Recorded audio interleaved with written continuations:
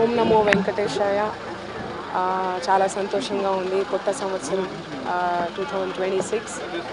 ఈ సంవత్సరం ఈరోజు వైకుంఠ ఏకాదశి చివరి రోజున వైకుంఠ ద్వారం ద్వారా దేవదేవుడైనటువంటి వెంకటేశ్వర స్వామిని దర్శించుకోవడం చాలా సంతోషంగా అనిపించింది. And thank you so much for all the support.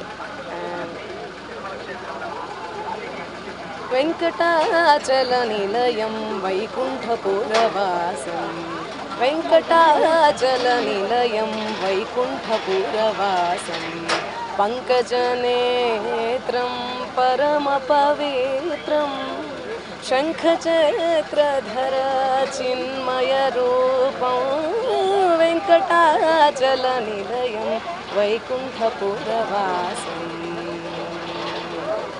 అంబుజోద్భవ వినూతం అగణిత గుణధామం, అంబుజోద్భవ వినూతం అగణిత గుణధామం, Tumburu Narada గాన విలోలం, అంబుది శయనం ఆత్మాభిరామం, వెంకటాచల నిలయం వైకుంఠపురవాసం, వైకుంఠపురవాసం.